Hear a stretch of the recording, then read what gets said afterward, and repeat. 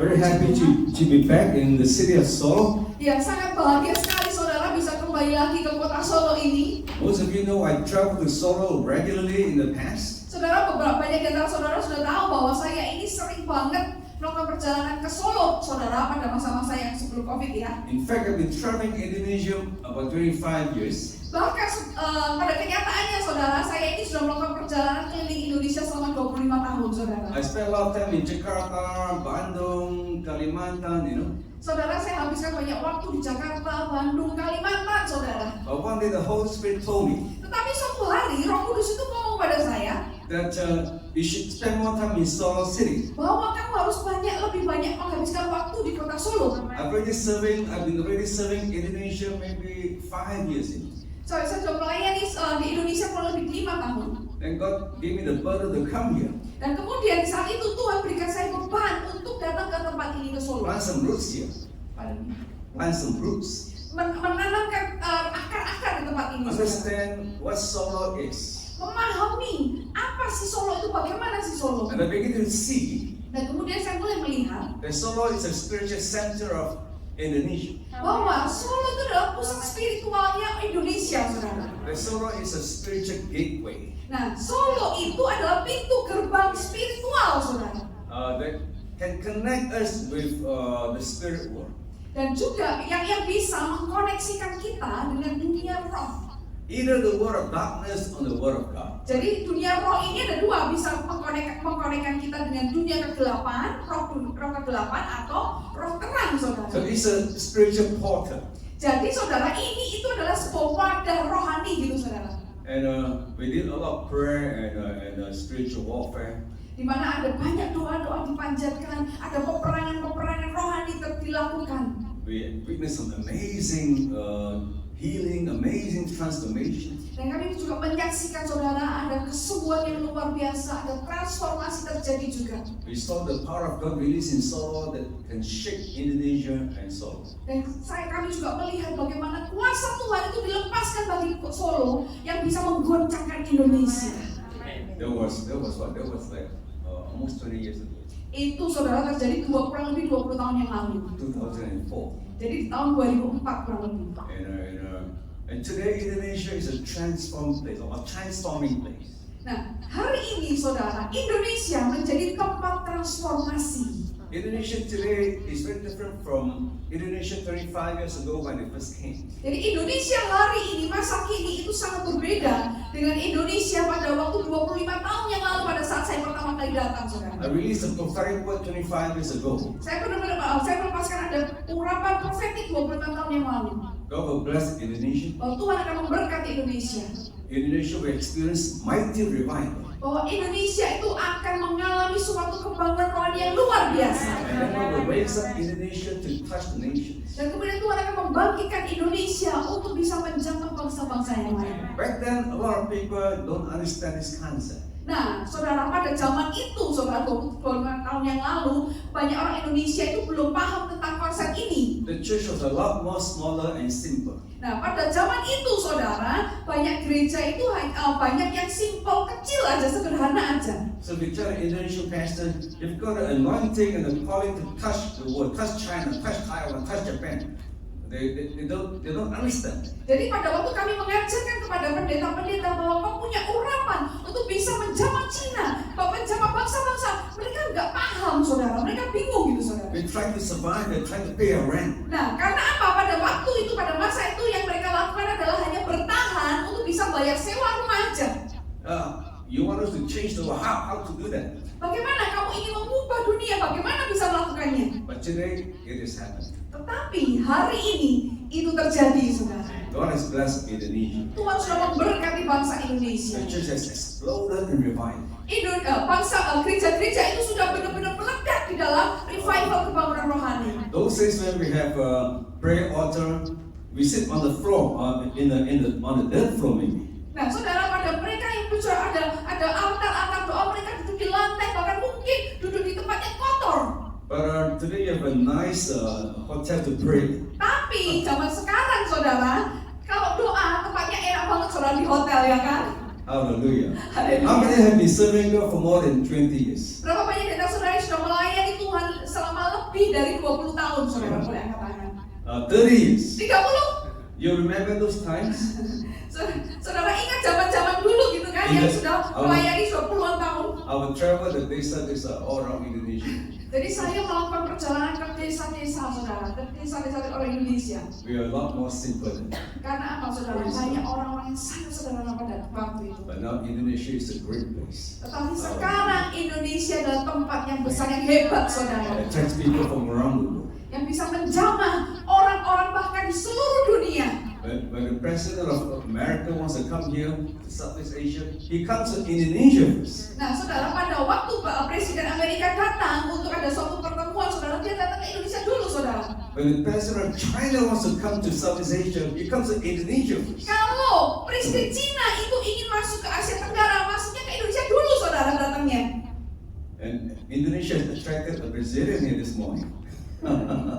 There's a Brazilian girl here. Oke ya, ada cewek Brasilia, Brasil, saudara, ya datang ke sini ya. Hari ini Indonesia menarik dia ke sini loh, saudara. So I'm very happy to be here. Jadi saya sangat senang bisa berada di tempat ini, saudara. And I believe that the last season of revival is reaching a plateau in Solo and Indonesia. Saya percaya, saudara, ada terobosan atau kebangunan rohani yang tercapai itu sudah ada di suatu titik, saudara, di mana titik yang tinggi di Indonesia. In the history cycle of revival, Di dalam sejarah siklus kebangunan rohani, Indonesia has reached like something like a top, like a plateau. ya, jadi Indonesia itu kayak sepertinya sudah mencapai di titik yang tinggi, tertinggi, saudara, gelombang itu, siklusnya itu. After a certain level, people are asking how to break forth. Nah, kemudian setelah di level tertentu ini, saudara, maka orang-orang Indonesia mulai bertanya, bagaimana untuk bisa menembus ke atas lebih lagi? Churches which has reached 1,000, then 5,000, then 10,000, then how to break into 100,000. Nah, gereja itu mungkin sudah mencapai 1.000 jemaat. Kemudian bertanya-tanya, saudara, bagaimana bisa mencapai lebih lagi, saudara, 100.000, dari 1.000, 10.000 menjadi 100.000 jemaat. So Indonesia has experienced that kind of blessing and revival. Jadi, bangsa Indonesia itu sudah mengalami berkat kebangunan rohani yang seperti itu. I think Indonesia has some of the biggest churches in the world. Dan saya rasa Indonesia itu menjadi salah satu dunia yang memiliki gereja terbesar di dunia. Some of the most beautiful and expensive churches in the world. Bahkan mungkin beberapa di Indonesia ini ada memiliki bangunan gereja yang begitu mahal dan indah. You go to Jakarta, you see all these great buildings. Saudara, kalau pergi ke Jakarta, saudara bisa melihat bangunan-bangunan yang indah sekali, yang hebat sekali, saudara, di gereja, tentang gereja. A lot of pastors are asking, what now? Nah, kemudian tapi, saudara, banyak pendeta mulai tanya lagi, sekarang ngapain lagi gitu, saudara? We're no longer small and weak and miserable like the past. Kita sudah nggak lagi menjadi gereja yang lemah, yang menyedihkan seperti di zaman dulu masa lalu. We're not really under persecution. No one dare to fight against us. Dan tidak ada lagi, kami ini tidak alami lagi yang namanya aniaya lagi. Nggak ada lagi orang yang ingin membunuh kami gitu, saudara. There's powerful people around Indonesia now support the church and now they want to believe in Jesus. Nah, ada orang-orang yang punya kedudukan penuh kuasa yang mensupport gereja-gereja dan mereka mau percaya Yesus. Even the mayor Solo want to help Christians celebrate Christmas. Bahkan, saudara, wali kota Solo bahkan mengadakan ibadah Natal yang luar biasa, kan? That is amazing. Ya, itu hal yang menakjubkan. In a Muslim majority city and country, the mayor wants to support the church. Bayangkan, saudara, di sebuah negara dengan mayoritas yang Muslim, seorang wali kota mau mensupport perayaan Natal, gitu, saudara, bagi kaum Nasrani. We have reached a certain plateau. Jadi, saudara, artinya adalah kita ini sudah mencapai ke sebuah titik tinggi, gitu, saudara. We are strong. Kita kuat. We have many believers. Sudah banyak orang yang percaya Tuhan. We have enough money. Kita sudah punya cukup uang sekarang. Every pastor can drive a car. Bahkan setiap pendeta sudah bisa punya mobil sendiri. And the church are happy. Dan gerejanya bahagia, jemaatnya saudara bahagia. I want to tell you a secret. Tetapi saya mau katakan sebuah rahasia bagi saudara. It's easy to manage our poverty, our brokenness. Memang mudah, saudara, untuk memanage kemiskinan kita, ke hal yang sangat buruk dalam kehidupan kita. It's very hard to manage our success. Tetapi, saudara, sangat susah untuk memanage kesuksesan. So this is what the Spirit of God is telling my spirit. Jadi inilah yang dikatakan oleh Roh Tuhan kepada roh saya. How to manage our success. Bagaimana kita bisa memanage kesuksesan? So that we can be faithful to God. Supaya apa? Kita bisa tetap setia kepada Tuhan. And we can enter into a greater season of increased power, blessing, and revival. Supaya kita bisa masuk ke sebuah musim peningkatan dari kuasa dan berkat Tuhan. How to move forward into the future. Bagaimana kita bisa maju terus ke depan di dalam masa depan kita. And I have shared that I will talk about some history. Nah, saya saudara akan berbicara tentang sejarah. It's important to know what happened in the past. Jadi sangat penting saudara untuk tahu apa yang terjadi di masa lalu. We call it hindsight. Hindsight. Kita bisa lihat ini adalah masa-masa. Understanding of the past. Oke, Hindsight. jadi kita bisa memahami saudara yang tersembunyi di masa lalu gitu saudara. A good leader, a visionary leader must understand a little bit of where we have come from. Jadi saudara, pemimpin yang baik, pemimpin yang sukses itu adalah pemimpin yang bisa mengerti bagaimana dia asalnya dari mana di masa lalunya dia. And then a good leader with vision must also understand what is going on presently. Kemudian saudara, seorang pemimpin yang baik yang memiliki visi itu adalah seorang yang bisa mengerti apa sih yang sedang terjadi di masa sekarang ini. There is insight. Ya, yang ada di dalam dunia sekarang ini. And it sounds easy, but it's not easy. Saudara, kedengarannya mudah, tapi sebetulnya nggak mudah, saudara. To understand history is not easy. Jadi untuk bisa memahami masa lalu kita, sejarah kita itu nggak mudah. If you don't understand what happened to someone in the past, you will not understand why he's still behaving, what is his present condition is. Jadi kalau saudara nggak bisa memahami masa lalu yang terjadi dalam kehidupan seseorang, saudara nggak akan bisa memahami kenapa sih orang ini sekarang perilakunya, sikapnya kok jadi seperti ini. So there's called hindsight and then insight. Jadi saudara, ada sesuatu yang ada di tersembunyi saudara, yang ada di belakang saudara, yang sekarang kemudian di masa sekarang itu yang terjadi di dalamnya gitu saudara, insight-nya. And finally, you have foresight. Kemudian saudara, setelah itu saudara, setelah masa lalu, masa sekarang saudara akan melihat sesuatu yang ada di luar sana saudara, yaitu masa depan. And that's the reason why I want to talk a little bit about history. Don't show Nah, that this. oleh karena itu nanti dulu ya yang ini. Alright. Jadi saya akan cerita bagaimana mengenai sejarah. Okay, the history of revival. Nah, saudara, kita mau belajar sejarah kebangunan rohani. What has happened in the church in the last 100 years? Kira-kira apa sih yang sudah terjadi di gereja Tuhan selama kurang lebih waktu 100 tahun?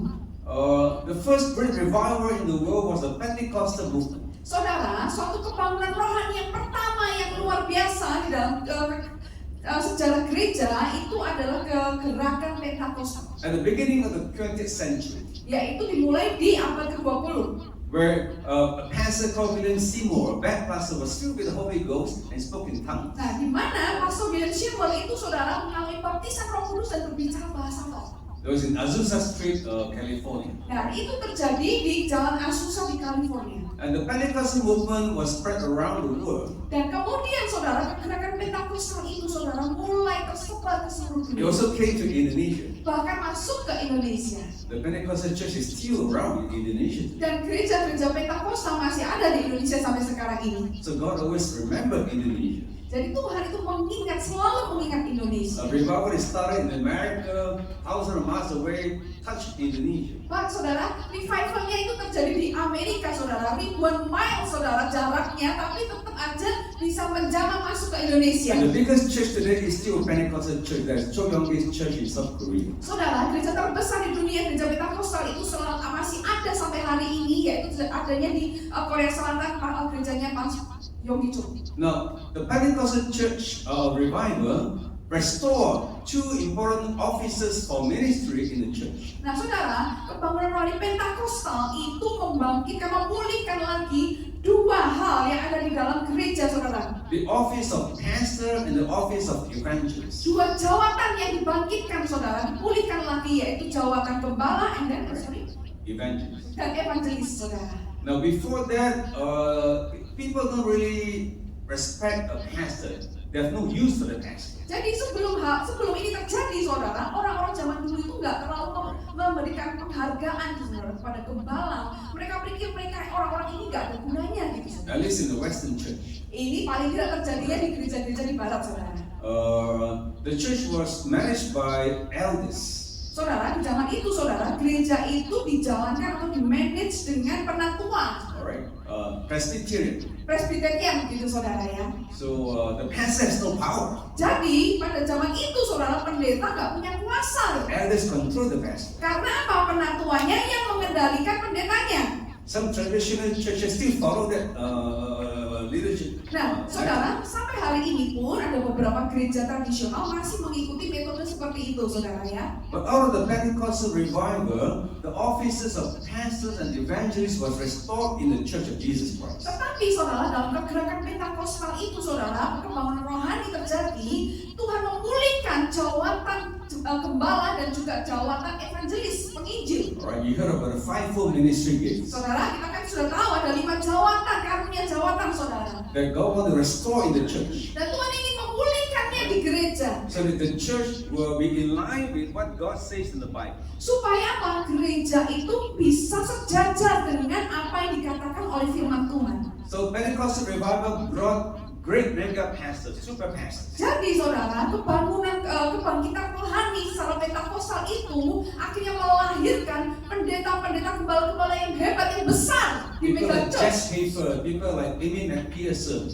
Saudara, orang-orang seperti Amy McPherson, saudara, ada timbul, saudara. Alright, Pastor Cho Young-gi in Korea. Juga Pastor Cho Young-gi ada di Korea. Indonesia too had great mega pastor out of that era. Bahkan saudara, di Indonesia pun muncul gembala-gembala atau pendeta-pendeta besar yang muncul dari era itu. Because the Pentecostal revival came to Indonesia in the around the 1970s. Nah saudara, pembangunan Pentakostal ini saudara terjadi dan masuk di Indonesia di kurang lebih tahun 1970.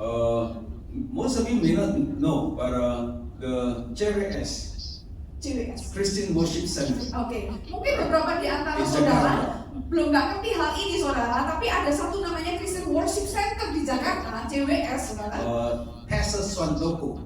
Pastor Handoko. Yeah, Swandoko, right? He was the first Indonesian pastor to be filled with the Holy Spirit, spoke in tongues. He brought the Pentecostal revival to Jakarta. Jadi saudara, Pastor Swandoko ini adalah satu orang pertama, saudara, yang mengalami jamahan dan berbicara berbahasa roh dan kemudian menyebarkannya ke seluruh Indonesia.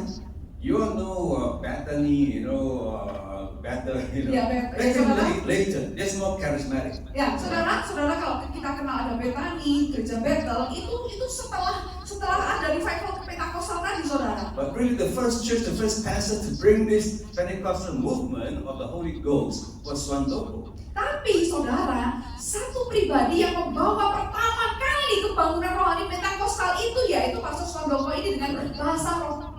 So, but that revival has declined today. Tapi kemudian saudara, revival itu, kebangkitan rohani itu, kebangunan rohani itu mulai menurun sampai hari ini. By the 1980s, it was really very weak. It was really almost gone. Dan kemudian di tahun 1980, saudara, kebangunan rohani itu mulai sangat lemah, hampir hilang gitu, Because saudara. Holy Spirit was doing a new thing. Tapi saudara, Roh Kudus itu mengerjakan sesuatu yang baru. He was sending the charismatic revival. Dia mengirimkan sebuah kebangunan rohani karismatik. Alright, charismatic revival began around 1960. Nah, saudara, karismatik revival itu sebetulnya mulainya di 1960-an. Also in America, Itu terjadinya di Amerika, saudara. where a pastor called Dennis Bennett was filled with the Holy Spirit and spoke in tongues. Di mana seorang pendeta bernama Dennis Bennett, saudara, itu mengalami kepenuhan Roh Kudus dan berbicara dalam bahasa roh.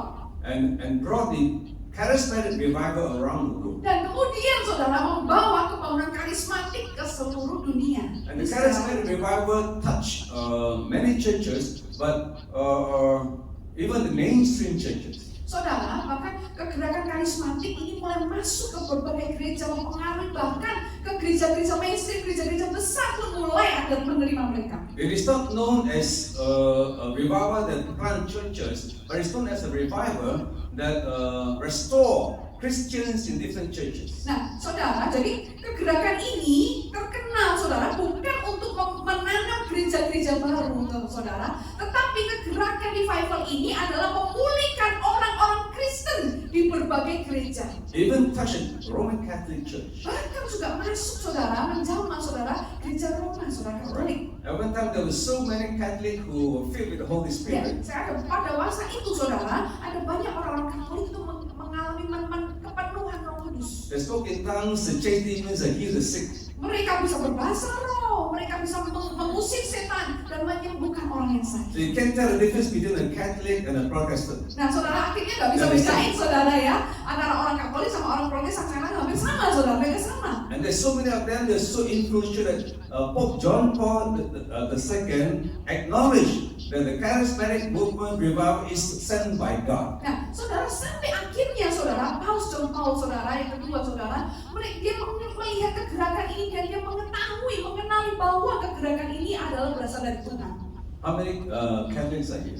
Ada berapa banyak yang Ada. agamanya Katolik Oh, di sini? even before you were Catholic, now Atau yang you're sebelumnya Katolik sekarang jadi Nasrani ada? Alright. Oh yes.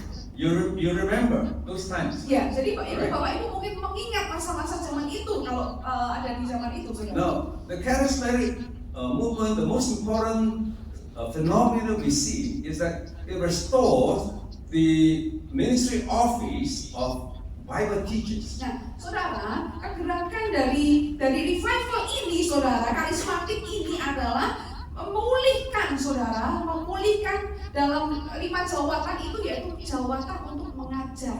Alright. Bible teachers like Kevin Collins, Ya, seperti pengajar-pengajar Alkitab seperti Kevin Conn, Brian Bailey, Brian Bailey, and many others. dan banyak yang lain, saudara. They rose up and bring the teaching, revelation teaching to many nations. Brian Bailey like to come to Indonesia. Ya, jadi mereka bangkit, saudara, membawa pengajaran-pengajar Alkitab dia ke seluruh dunia, bahkan ke Indonesia. Mereka sering datang ke Indonesia. Before that, I mean, people has always taught the Bible, all right? But they have not taught the Bible in the way with revelation knowledge, with anointing, like the Bible teachers that came out from the charismatic movement. Nah, Alright. saudara, jadi sebelum ada kegerakan karismatik ini, memang orang-orang Kristen itu sudah diajar belajar mengenai Alkitab, tetapi cara mereka belajar itu tidak dipenuhi dengan pemahaman atau hikmat dari Tuhan. Bagaimana seperti yang dilakukan, diajarkan oleh pembawa pengajar-pengajar dari Amerika itu yang mengalami kegerakan dari karismatik ini. People like Joyce Meyer, Orang seperti Joyce Meyer, saudara. right, also came out of the charismatic revival. Itu juga hasil dari pembangunan karismatik.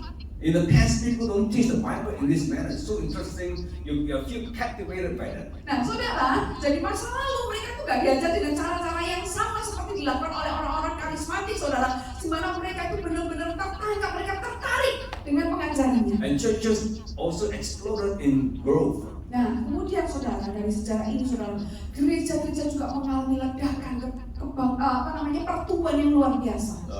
The Bethany Church, or Bethel Church came out of that. Nah, disinilah, era inilah melahirkan gereja Betani, gereja Bethel, saudara.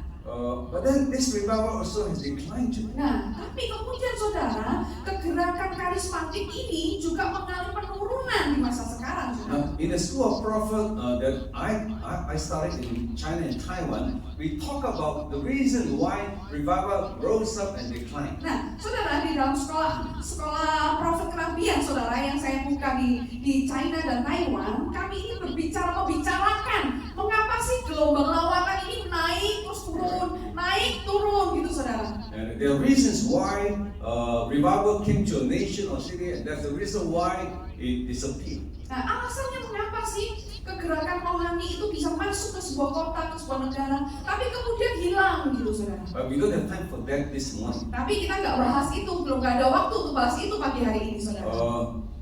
The charismatic revival declined because the Spirit of God was also wanting to do a new thing. Nah, saudara, kegerakan karismatik itu juga mengalami penurunan. Karena apa? Roh Kudus ingin mengerjakan pekerjaan yang baru lagi, saudara. Because in different seasons, God speaks and do different things. Nah, karena apa? Di musim yang berbeda, Tuhan akan berbicara dan melakukan pekerjaan-pekerjaan yang berbeda pula. What's this new thing that God wanted to do? Pertanyaannya, apa sih hal baru yang Tuhan ingin lakukan? He started in the 1990s Jadi dimulai di tahun 1990-an. and it began to gain traction at the beginning of the 20th century. Nah, kemudian ini dimulai saudara di abad 20-an saudara. And today it's still rising. Dan hari ini masih meningkat gitu saudara di dunia.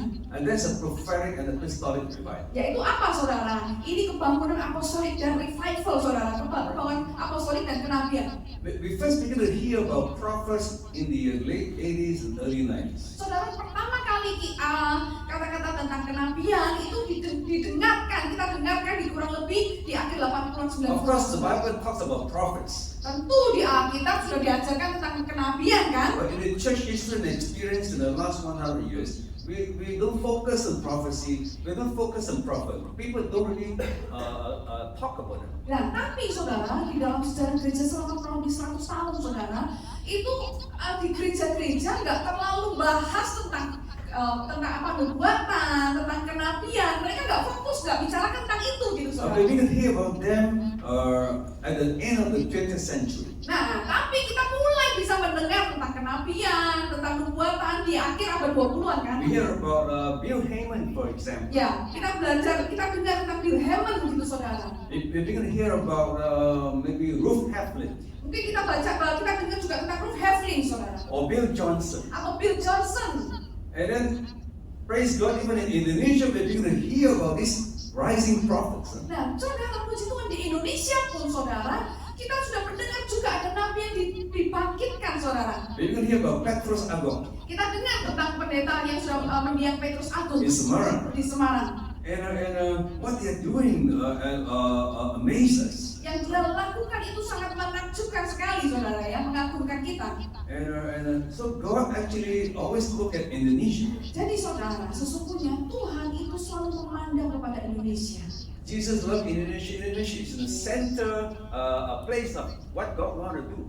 Dan Yesus itu sangat mengasihi Indonesia. Indonesia itu menjadi sebuah tempat pusat tentang apa yang Tuhan mau kerjakan di dunia. Every revival movement has always involved Indonesia. Jadi setiap pergerakan revival itu selalu melibatkan Indonesia, saudara. And so we're in the middle of a prophetic and apostolic revival right now. Nah, sekarang kita ini adalah di tengah-tengah era sebuah kegerakan tentang apostolik dan kenabian. Although I believe that the apostles are not really in full bloom in the church yet. Tetapi saudara, yang saya percayai adalah bahwa kegerakan ini belum terlalu mekar gitu saudara ya di dalam gereja-gereja di Indonesia. But this is still the time of the prophets. Tetapi ini masih adalah waktunya bagi para nabi.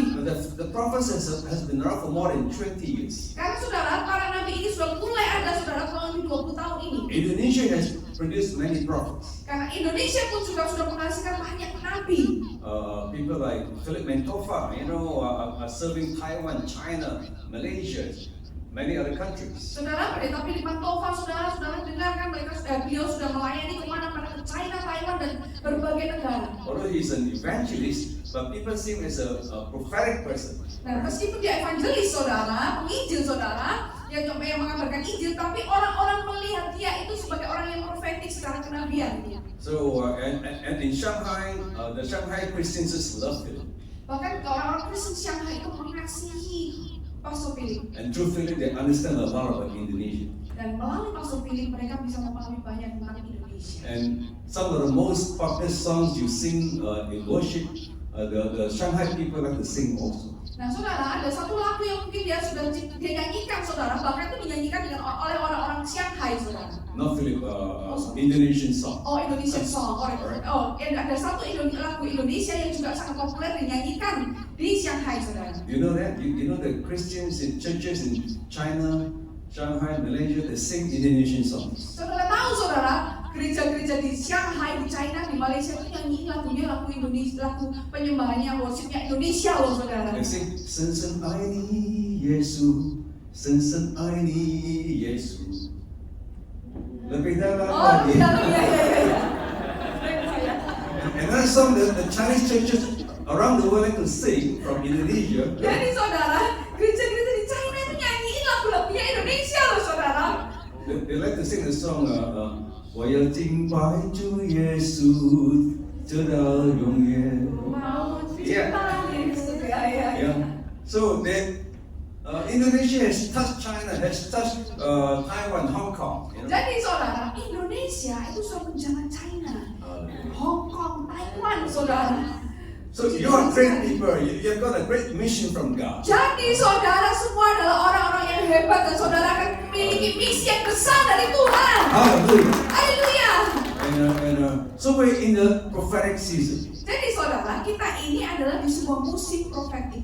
And although prophets and apostles are always mentioned together, Nah, sekalipun saudara, nabi dan juga rasul selalu disebutkan bersama, but we're still in the prophetic season now, tapi kita ini sekarang masih ada di musim profetik.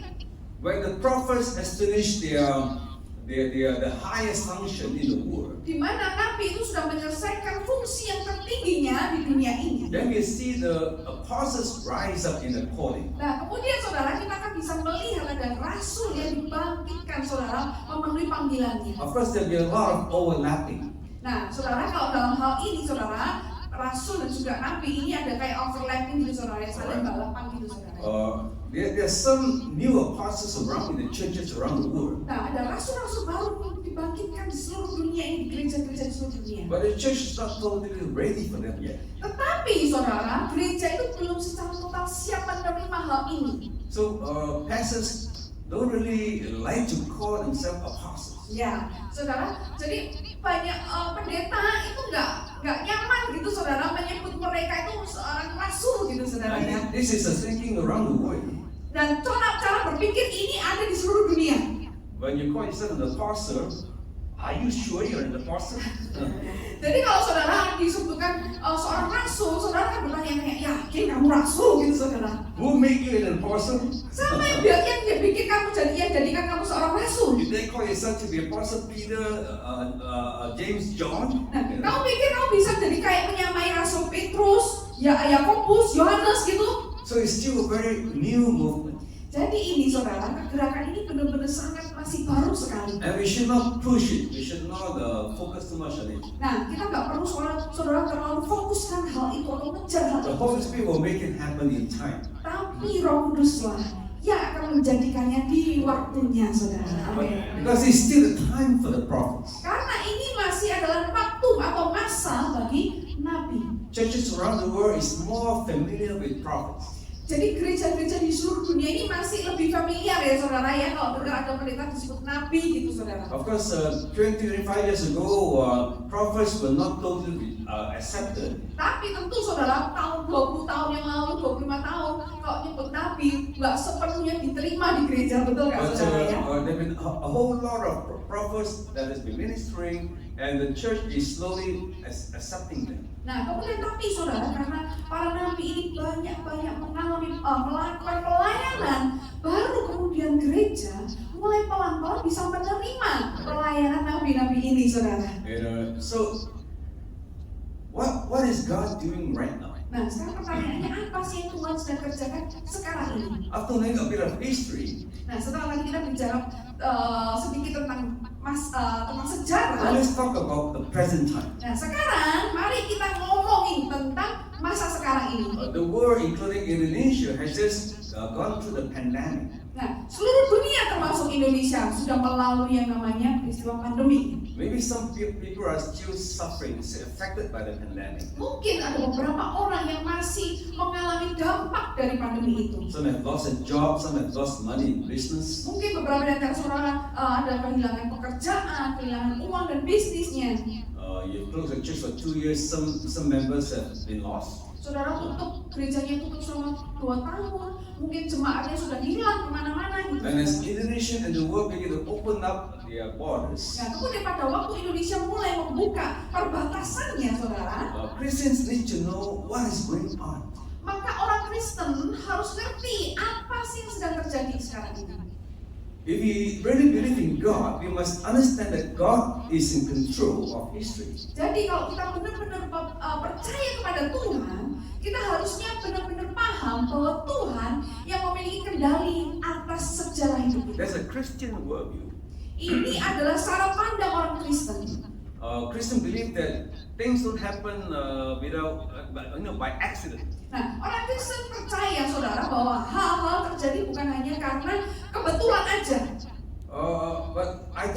in the world, I don't think there's a whole lot of Christian prophets that are explaining to the world why God sent a pandemic. Tetapi saudara, di dunia ini saudara, banyak nabi itu tidak bisa menjelaskan mengapa Tuhan mengirimkan pandemi ini. Even my friends in America, I know many pastors in America, they are really confused about who caused the pandemic. Bahkan teman-teman saya di Amerika, saudara, saya punya banyak teman pendeta di Amerika, mereka aja bingung, saudara. Siapa sih yang nyebabin pandemi ini, gitu, saudara? Most of them say China caused the pandemic. Banyak dari mereka ngomong, wah ini penyebabnya adalah China. Because they're influenced by politics. Karena ini adalah mereka terlibat dalam politik ini. But our thinking must not be controlled by politicians. Tapi cara berpikir kita harusnya tidak dikendalikan oleh politik, saudara. It must be shaped by the Bible. Tetapi kita ini harus dibentuknya oleh Alkitab. So answer again, what are the reasons for the pandemic? Nah, sekarang saya tanya sekali lagi, saudara. Alasannya mengapa ada terjadi pandemi, saudara? If you ask God, He will show you. Jika kau tanya kepada Tuhan, Tuhan akan tunjukkan kepada saudara God was in control. bahwa Tuhanlah yang pegang kendali. Although many people suffer, Sekalipun banyak orang menderita, God has a purpose. tapi Tuhan punya tujuan. If only we can understand this, Dan jika saudara bisa paham hal ini, then we see God's purpose.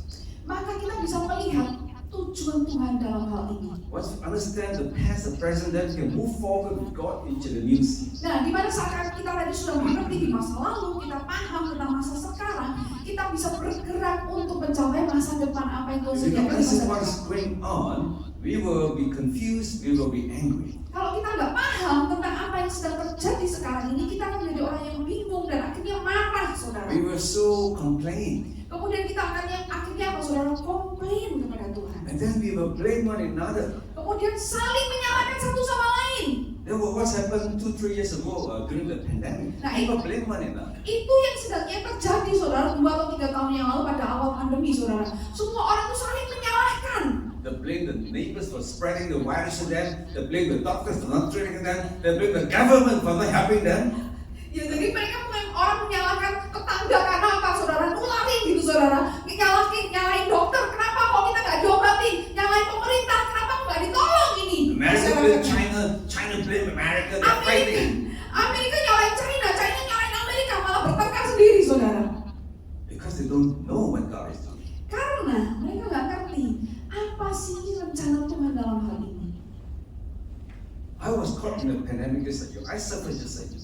Saya ini juga terjebak dalam pandemi, saya juga menderita dalam pandemi ini sama seperti saudara. And it was only when I began to pray.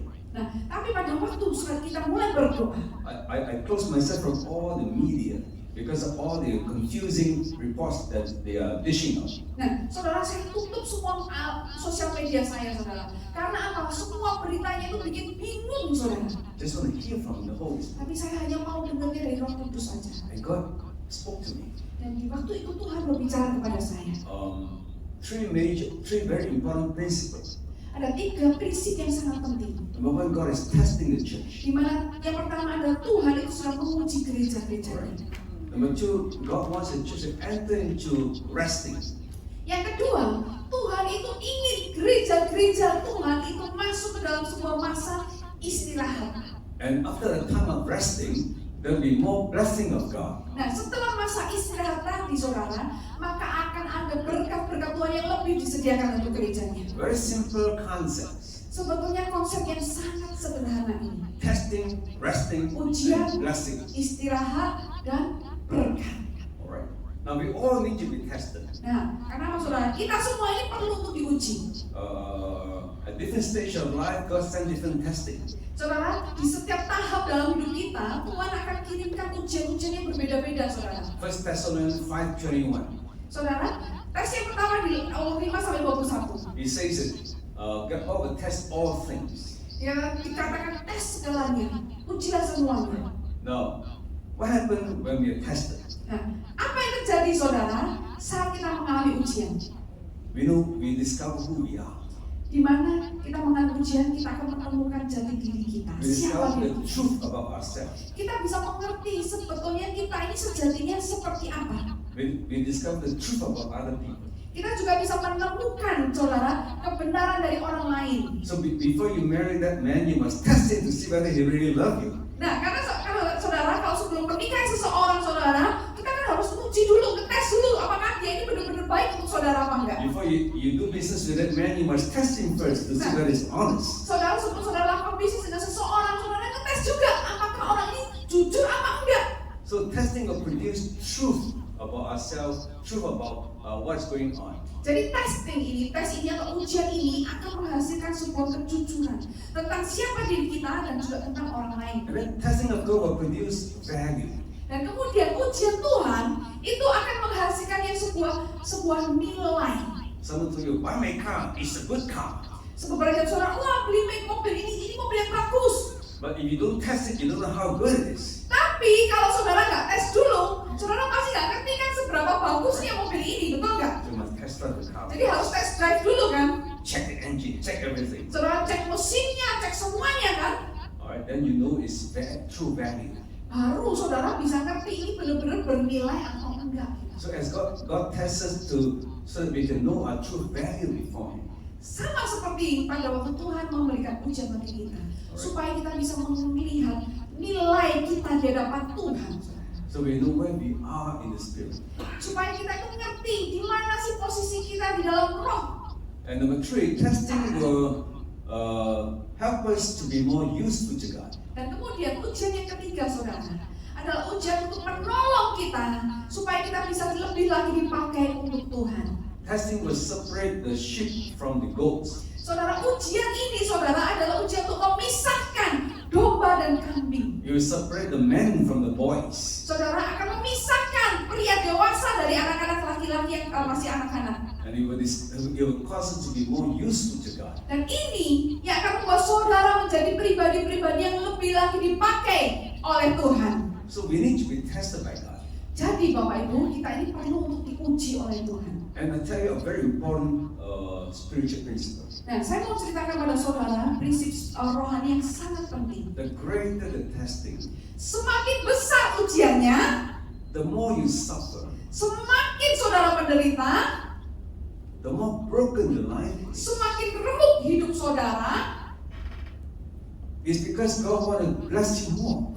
Itu hanya karena apa saudara? Karena Tuhan ingin memberkati saudara lebih. God want to give you more anointing. Tuhan ingin memberikan saudara urapan yang lebih. God want to heal you more. Tuhan ingin menyembuhkan saudara lebih lagi. God want to bless you more, give you more. Tuhan ingin memberkati saudara, Tuhan ingin memberi lebih lagi pada saudara. There's always a spiritual principle in the Bible. Selalu ada prinsip-prinsip rohani di dalam Alkitab, saudara. Our suffering attracts the grace of God. Karena penderitaan kita ini menarik kasih karunia Tuhan. When sin abounds, God's grace much more abounds. Saudara, kita melihat bagaimana kelimpahan yang Tuhan berikan kepada kita, saudara. And people around the world are saying that the pandemic is probably the worst crisis in the world for a long, long time. Orang-orang di dunia mungkin menyebutnya gini, saudara, ini pandemi ini adalah sebuah krisis yang terparah di dalam sejarah dunia ini dalam waktu The last cepat. time something of this magnitude happened was in 1940, the Spanish flu. Nah, saudara, di tahun 1914, saudara, ada suatu pandemi yang besar terjadi, saudara, yaitu ada flu, saudara, di Spanyol. So that's more than 100 years ago. Itu terjadi kurang lebih 100 tahun yang lalu. And this has touched the whole world. Dan ini, saudara, menjangkau seluruh dunia. And although the worst is over, but it is still going on. Nah, sekalipun saudara yang terburuk itu sudah berlalu, tetapi masih ada kan sampai hari ini. So that tells me Ini artinya mengatakan kepada that kita God wants to do a far greater work. bahwa Tuhan itu mau kerjakan pekerjaan-pekerjaan yang jauh lebih besar In the church and in the world. bagi gereja juga bagi dunia, saudara. There's a great revival coming. Bahwa akan ada kebangkitan rohani yang besar yang akan datang, saudara. That's going to be so awesome. Dan ini akan menjadi sangat menakjubkan, It will change nations. yang akan mengubah bangsa-bangsa. And they prepare the church and the world for the rise of the apostles. Dan inilah yang akan menyiapkan gereja-gereja dan dunia akan kebangkitan dari para rasul. And many nations will turn into sheep nation, not goat nation. Nah, saudara, dan banyak saudara, bangsa-bangsa akan diubah menjadi bangsa domba, bukan kambing. In this new blessing, new revival, Nah, di berkat yang baru ini, kebenaran yang baru ini, God will give us the greatest power. Tuhan akan memberikan kepada kita kuasa yang lebih besar. The power to change nations. Kuasa untuk bisa mengubah bangsa-bangsa. I really believe that the church will be brought into the end times of it. Dan saya percaya bahwa gereja Tuhan itu akan dibawa ke masa di akhir zaman seperti itu. So that's the reason for the testing. Nah, inilah saudara alasan bagi yang namanya ujian. Okay. So Christians should not complain. Nah, sebagai orang Kristen kita nggak seharusnya komplain. They should not blame one another. Kita juga nggak seharusnya menyalahkan satu sama lain. Alright. They should not even blame the God. Bahkan saudara kita pun jangan menyalahkan pemerintahan. Because when we do that, we block ourselves from hearing, receiving, and being blessed by God. Nah, saudara, oleh karena kalau kita lakukan itu, saudara, itu akan ngeblok kita dari mendengar, menerima suara Tuhan. So that's testing. Itu tadi ujiannya, saudara ya. I'm going to talk about resting and new blessing because we have maybe 5 minutes left. Iya, saya nggak akan bicarakan. Tadi kan kita bicara tentang testing, ujian, saudara. Tapi saya nggak akan bicara tentang bagaimana masa kerja istirahat dan juga berkat karena masih waktunya tinggal The 5 second menit. and third part takes maybe I don't know, maybe 20 minutes. Nah, karena bagian yang kedua ketiga ini kurang lebih 20 menit. Alright, so maybe we take a break now. Nah, jadi kita akan istirahat sekarang.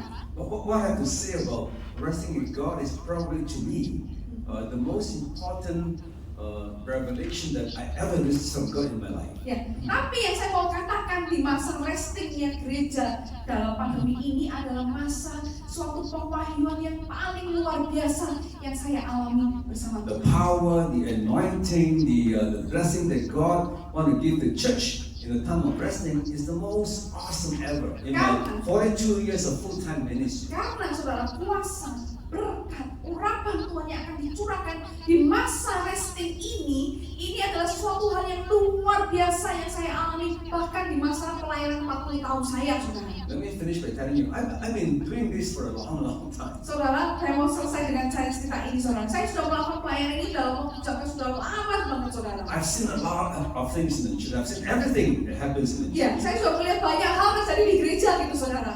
Serving God full-time, 42 years. This is my 42nd year full-time ministry. Jadi melayani Tuhan secara full time dan tahun ini adalah pelayan saya selama 42 tahun I full started when I time. was 20 years old. I went to Bible school until today. I'm 62. I served God 42 years full-time. Jadi saya mulai umur 20 tahun, saudara, di Bible school, saudara, di sekolah Alkitab sampai hari ini 62 tahun, saudara, melayani selama 42 tahun full I time. want to tell you that what I learned from God about testing, resting, blessing is the most important thing that ever I received. Nah, yang ingin saya ceritakan kepada saudara tentang testing, resting maupun berkat tadi, saudara, ini adalah hal yang paling penting yang saya terima dari Tuhan. I say this to prepare you to come back again to listen to the second. Ya, saya cerita ini supaya saudara nanti kembali ke sesi berikutnya, saudara ya. Alright, so please don't run away. Jadi tolong jangan larikan ini ya, saya hitung ini, saudara ya. Bring more people back. Bahkan bawa orang lebih banyak lagi, saudara, di sesi berikutnya. But I only have a burden to speak to leaders and pastors. Tapi saudara, maaf, saya hanya memiliki sebuah beban untuk berbicara kepada pendeta juga para pemimpin, saudara. You know, when you're young, you want to speak to big crowds. Nah, saudara tahu kalau masih muda, saudara kepinginnya ngomongnya di apa namanya jemaat ribuan gitu, saudara ya. But when you're older and speak to small group, Tetapi semakin tua kita akan lebih memahami, lebih baik bicara kepada kelompok yang lebih kecil gitu, saudara. because you understand the principle of changing one person, they can change a million person later. Yes, karena kita memahami sebuah prinsip yaitu apa, saudara? Kalau kita bisa berbicara dan mengubah satu orang, maka orang ini akan mengubah banyak orang di dunia ini. ini So saudara. bring the leaders here. Jadi kita perlunya membawa para pemimpin itu seperti itu saudara. Okay, we stop here. Ya, jadi kita selesai di sini. Andy, should I put a pass this thing to? Ya, silakan kepada panitia saya serahkan.